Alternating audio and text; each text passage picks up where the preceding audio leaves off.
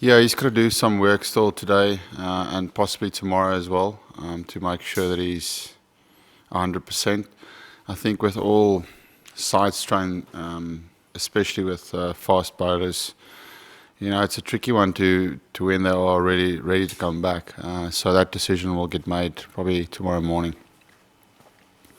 Is this a game where given the dimensions of the field and the weather and that sort of thing, is this a game where you might consider an all-pace attack? If you mean if Lungi is available, fully available, Or even if he's not, you've still got all rounders. the ability to play. Yeah. Yeah, it is. It is something that you can think about. I think especially, weather, a lot of rain around, as you rightly say, small straight, big square, pitch has been under covers. It's a discussion myself and the coaches briefly entertained a little bit. But I think a full game of 50 overs, I think both our thinking was that Imran is still such a world-class bowler that even with the wet ball and even on a small field, he's still got the tricks, especially against a team who hasn't faced him before. Probably a full game we would stick to having a spinner on our side. I just want to go back to Lungi for a second. If there's a kind of doubt that maybe he's not 100% fit, is your thinking that maybe you'd rather keep him for, especially if this is rain affected, for later on in the tournament, or just how conservative do you have to be with him? Yeah, tricky one, because we're in a position now where we need to win 5 games out of 5. So you want to have your best guys available for selection. But yeah, what you're saying is what we thought as well, trying to make sure that if he's not 100% or even 90% ready for the game, and even if it's going to shorten game or a bit of rain around, is it worth the risk? So that is the conversations that we have spoken about. So probably the right call to make would be to say that if he's not ready, you just give him a little bit more time to see if he can play the next 4 games, which is going to be big, obviously, playing against your bigger nations, where this Bjorn is bowling nicely in the nets. He looks like he's bowling very well. But that decision will get made tomorrow morning. Faf, given the first week you had where you had 3 games within a week, and then now obviously kind of 7 overs or 1 game in 10 days, how frustrating has it been sitting on the sidelines for this time? And then also how the weather over the last weeks hampered your preparations? Yeah, like we said, week 1 was not an ideal start. It was a bad start to the tournament. But that's done now. We have to make sure that we try and put all of our energy and focus into the now and what's coming up next. I truly believe that if we stay, if we carry those ghosts of the last week with us, then it's going to be tough to get out of the hole. So that the conversations the last couple of days, and especially with all the rain around, it gives me more time to check in with players to make sure that guys are on the right path mentally more than anything else, that they've put that week behind them, because you can't be looking back now. If you're looking back, then we're just going to almost like float through this tournament, win 1, maybe 2, maybe 3 games, but we're not going to achieve what we want. So the fact that there has been a bit of rain has given me clarity on discussions we need to have in the team, and I feel that's been really good off the field. In an ideal world, yes, you would like more practice, but also 1 net session now is not going to make the team play better. I believe it's more the conversations we're having behind, just making sure that we're strong and knowing exactly what we need to do, the style of cricket that we need to play, the intensity that we need to apply. I felt in that first week our intensity and the way that we play was down. And that's not good enough, and that's why results wasn't the way we wanted. Just a word on your opposition. Obviously, you guys haven't played them in a 50-over game before. How much are you drawing on your experience from the IPL and facing their spinners in particular? Yeah, very true. Afghanistan, I think what's clear in the world of cricket now is that you can't call teams minnows anymore. You can't call them weaker sides, because they have the ability and the players in their dressing room to change a game. You need 2 or 3 guys in any game to stand up and win you a game. And they've got those players. obviously Rashid Khan is probably the standout for them, and the fact that he's proven in T20 cricket that he's certainly probably the best leg spinner in the world in T20 cricket. In 50 over cricket it gives him a bit more time, but you also don't have to attack him as much as you have to do in one day cricket. So it's really important for us to make sure that the learnings that there is, from the players that's played against him in the IPL, that we share that knowledge in the dressing room, and just make sure we annihilate that threat. If he bowls and he's not getting wickets, then it gives us an opportunity to make sure that we can get some plays towards other bowlers. When they come into the game is when he gets on a roll and he gets 2 or 3, 4 or 5, in quick succession, which he has the skills to do. So it's just about making sure you know when he comes on to bowl, what his job is. His job is to try and get a few wickets and put some pressure on our batting lineup. Faf, how different is it to prepare and also play a day-night game? We've played a lot of day-night cricket, so what you do, you try and just out of your preparation just get used to the lights, because every place you play day-night cricket, the lights feels different. This ground looks like there's a few pockets that are not as bright as the middle, so it goes out a little bit darker towards the end of the. So it was good to have a night practice yesterday where we could just see what was going on, and then you have to make those quick decisions in the middle as well, because sometimes at night it can be a little bit more difficult picking a spin. So you just got to give yourself a little bit of time, making sure you assess what's happening in the bowler's hand, and then from there on you make your plans and you try and counter it as best as possible. Faf, you touched on it then, but are you clear in your own mind and the squad as well that you have to win all the remaining games to have a chance of making the last 4? Yeah, that's super clear for us. I think the clarity, that's what we're trying to achieve, is to give the guys real purpose in the next 5 games. That this is, actually the opportunity had where there was a bit of space for us to make a mistake here and there. Now it's, everyone has written the team off, so there's our backs against the wall as a team. So hopefully that allows the guys to come out and just play the way that we want to play, the way that we can play. And I truly believe if we do that, if we play that style of play, we will be a very dangerous team. We just haven't fully unlocked that the potential that we do have on our side. Faf, you talked about discussions with players this week and while the rain's been around.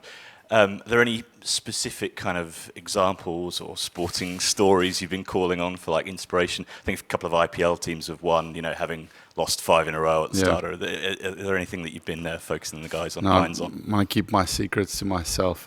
No, it's just been checking in with every guy individually, see where he or she is, and then just making sure that I make it clear to them that there needs to be purpose in what's coming up. You can't just hope for things to change. Hope is a very dangerous thing for me. You need to make it happen. You need to fight to try and get yourself out of that space as quickly as possible.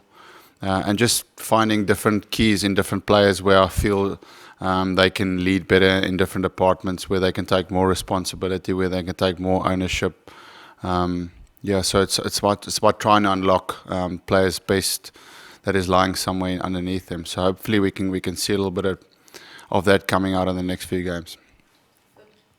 Faf, could you explain what changes from a batting and a bowling point of view when you're playing on a field that has such short, straight boundaries? In my very amateur analysis, I'd say hit straight, but it's got to be a bit more complicated than that from bowling and batting. Yeah. I think from a spinning point of view, guys would generally want to try and attack straight. That sounds obvious, but that tells you that spinners will probably try to drag the length back and make you hit square. So if bowlers do bowl like that, they actually take a little bit of their weaponry away, because they're just short of that perfect length, and then you can score naturally off any spinner. So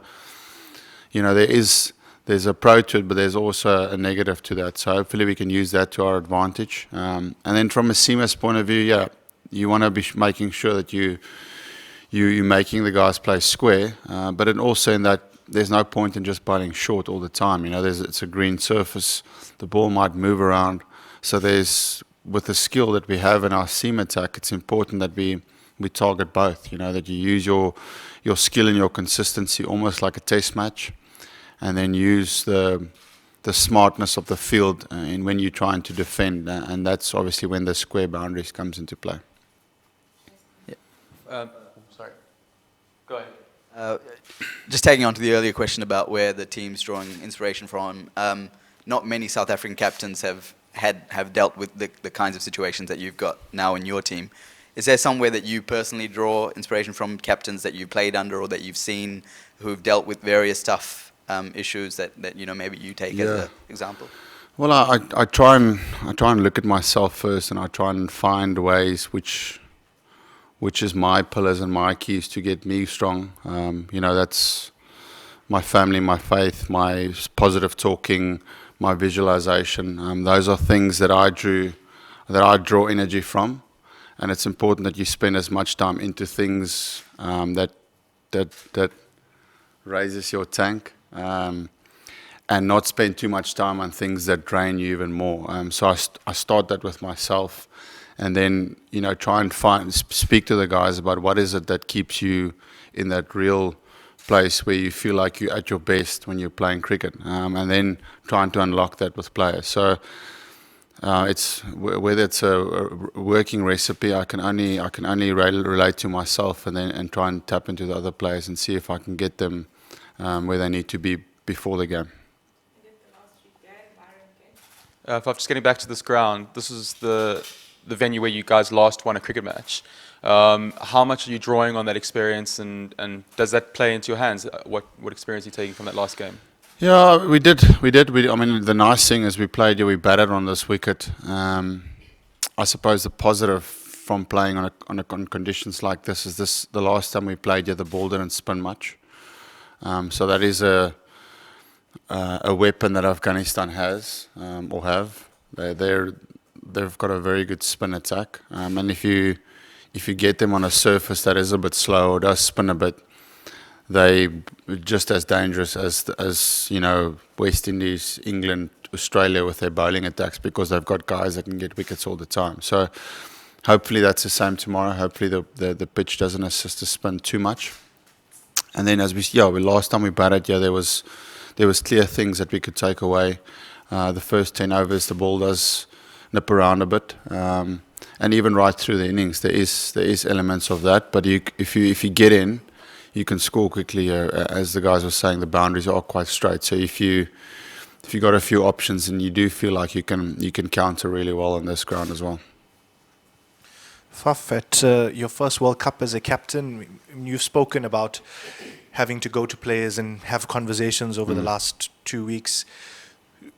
Would you say that in just your time as a leadership, in the leadership group and the leader of this team, you know, this World Cup has probably pushed you as far as you've ever been before? Have you had to go to a place as a leader that you've never been before? Yeah, that's fair. And I think naturally with everyone, you know, when you speak to the team before coming to a World Cup, you are preparing them for the fact that World Cups, as much as you try and make it just another game of cricket, unfortunately there is a little bit more expectation. There is a little bit more on you as a player, and the same thing is for a captain or a coach. So definitely the start that we've had has made that really, really challenging, and that is something. It's probably been the biggest challenge if you look over a career. You know, we haven't had a run of 3 games on the bounce where you lose, where you feel like, you know, it's do or die now. As I said, in series, normally you always have another opportunity to come back.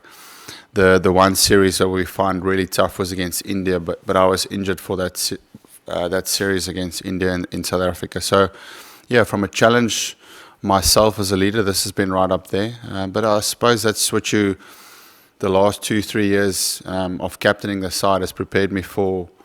You know, whether it's good situations or bad situations, you try and mature as much as you can as a captain to try and be ready for when it's really, really tough, because then the team looks to the leaders in the side. So, yeah, it's a hard time, but it's also a time that I'm really owning up to the fact that I need to step up and make sure that I lead the team in a time when they need me. Faf, I think it was you who said when discussing selection for the India game that who your best batsmen were against spin was a large factor in that. Yeah. Are you thinking the same way here? Another side whose weapons are mainly spin? Yeah, we're trying to find consistency in our personnel that we're trying to pick. You know, trying to play players to give them a run of form where they can score runs and get some consistency. The unfortunate thing with that is no one's really put their hand up to say, you know, here's consistent performances.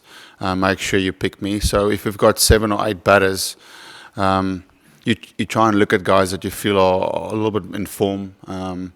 You know, that's probably why we've pushed for Aiden more than some of the experience in JP or Dave in some of the games. You know, Aiden has been on really good form himself in one-day cricket the last year.